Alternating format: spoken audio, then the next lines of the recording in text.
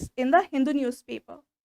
And context is that Kerala governor has recently sought report from the chief secretary on the state financial situation.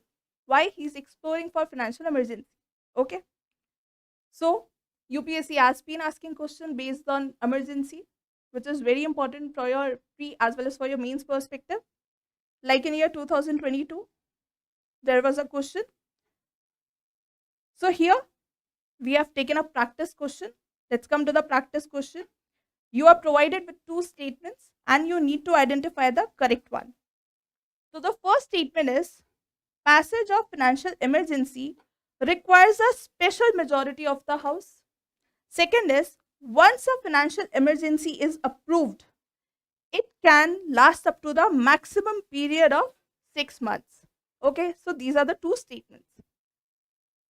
We'll come to this practice question. First, let us know about basics of financial emergency. Now, which article talks about financial emergency? Article 360, correct? Article 360 empowers who?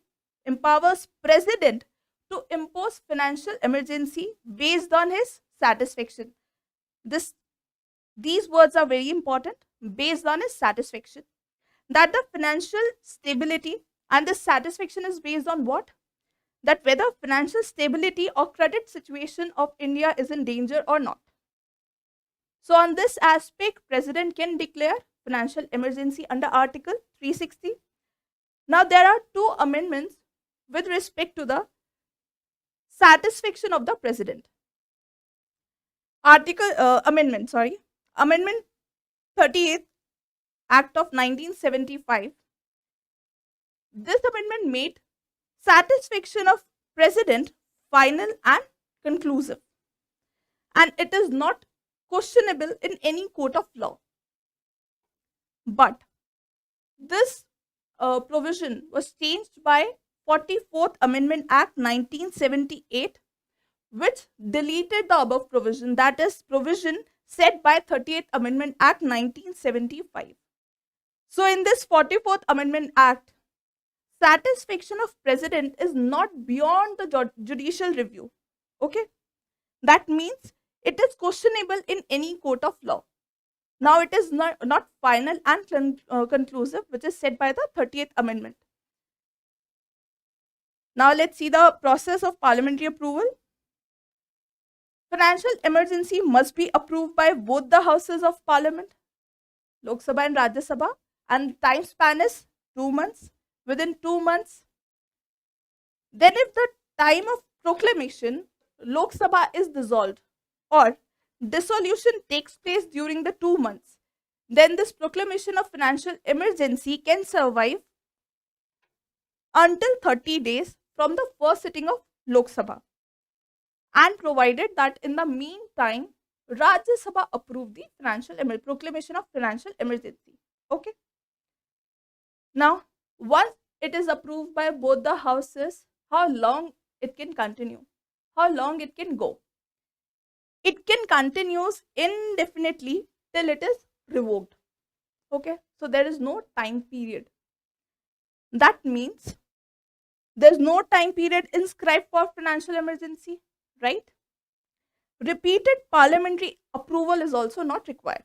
Okay. So, resolution passing financial emergency can be passed by either house of the parliament based on simple majority, that is majority of the house present and voting. These are the important aspects related to parliamentary approval. Now,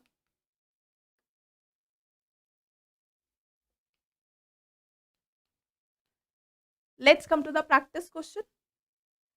Passage of financial emergency requires a special majority of the house. Now you know that this statement is incorrect. Why? Why? Because passage of financial emergency requires simple majority. That is majority of the house present and voting. Got it? Second is once a financial emergency is approved, it can last up to the maximum period of 6 months. As you know, there is no time period or maximum time period with respect to financial emergency. It can continues, as I told you, indefinitely till it is revoked. Okay. So this makes our second statement incorrect. Now both these statements are incorrect. So what would be our answer? Obviously option D, neither one nor two. And answer of this PYQ is option B. That is 2 only. Now let's come to the next practice question or pre-pointer, which is based on this news article.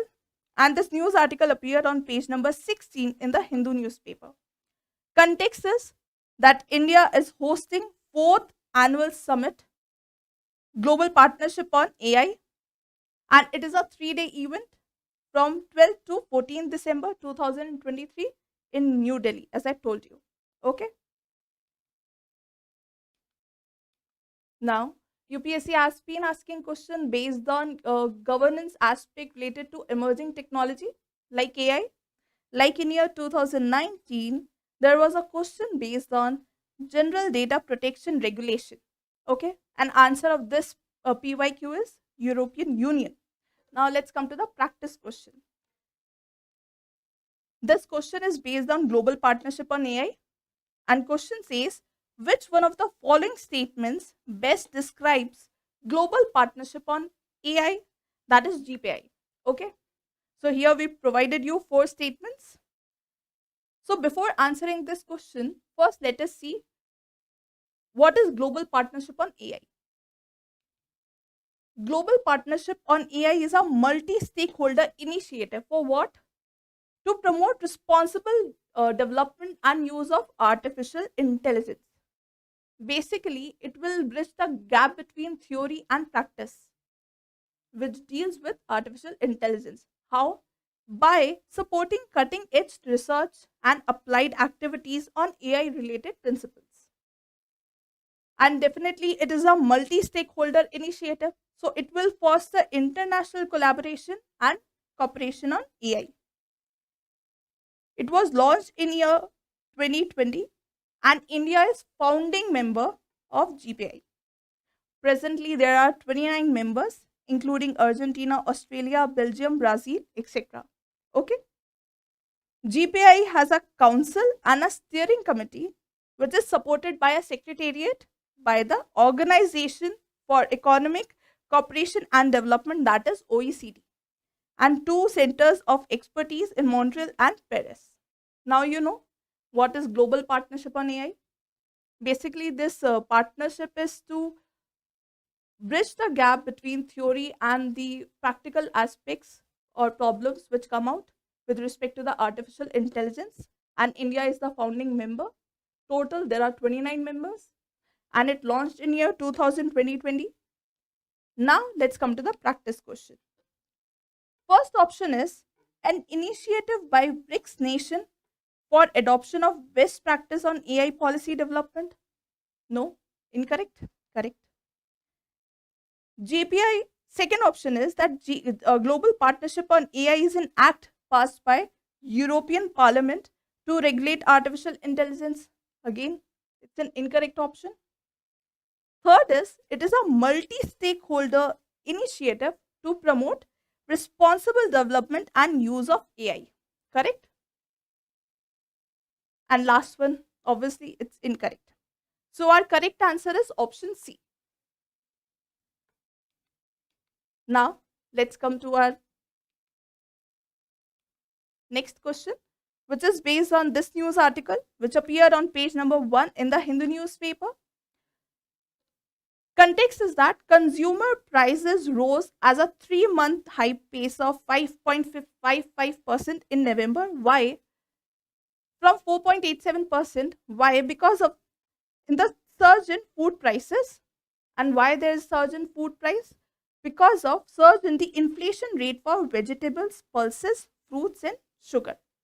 Okay. Now, UPSC has been asking question based on different indexes, based on different aspects related to inflation. So here we have curated practice question based on different types of inflation: retail inflation, core inflation and headline inflation. So the first is, here we have given you 3 statements and you need to identify the correct one. So the first is retail inflation includes the services in the Indian economy. Now, what is retail inflation? Retail inflation is consumer price index. Okay. It is published by whom? By NSO, National Statistical Organization. And this organization works under Ministry of Statistics and Program Implementation. Got it? Sorry. Now, this retail inflation composed of both goods and services. If the statement is like that, retail inflation includes only services in the Indian economy, then this statement is incorrect. But now, as retail inflation composed of both goods and services, then this statement is correct because it talks about that retail inflation includes services in the Indian economy. Got it? And RBI used this rate to curtail rising inflation. So with this, our first statement is correct. Now let's come to the second statement. Core inflation refers to the change in value of all goods in the basket. Now, what is core inflation? Core inflation excludes the CPI, that is Consumer Price Index component. And Consumer Price Index component composed of volatile components which exhibit large amount of volatility from month to month. So core inflation removes CPI component from that. And what are these volatile components? Food, energy, obviously.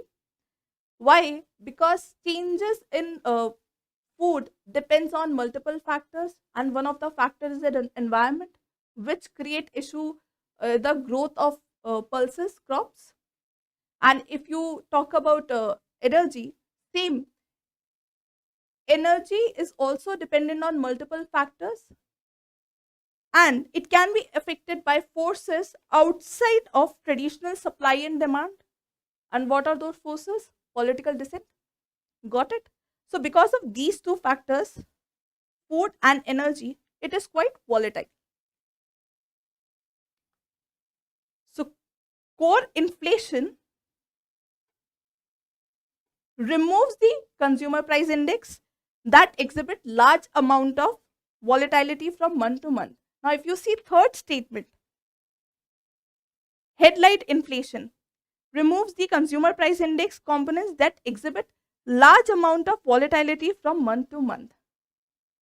So both these statements are incorrect because core inflation is remove the consumer price index component that exhibit large amount of volatility from month to month, and headline inflation refers to the change in value of all goods in the basket.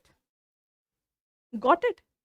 Headline inflation refers to the change in value of all goods because it is not adjusted for seasonality or often volatile elements like food and energy. So if you reverse both these statements, then both these statements are correct. Otherwise, they are incorrect. So only first statement is correct. So our answer is only A, that is option A.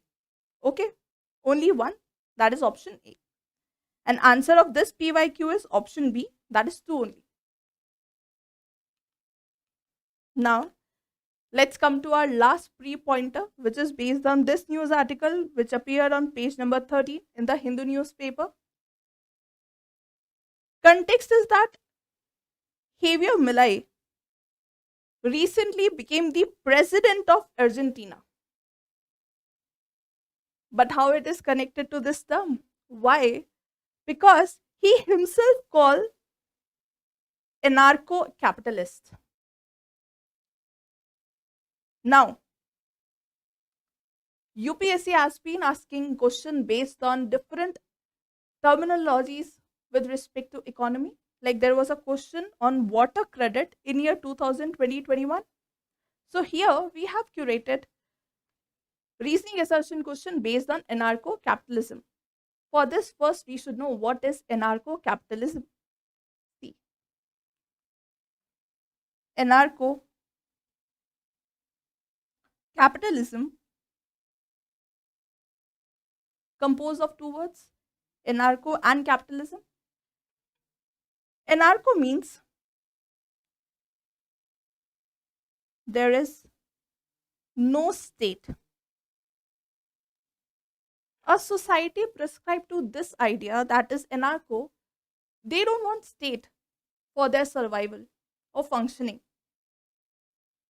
So, according to this ideology, there should be no state. Why? Because they consider state as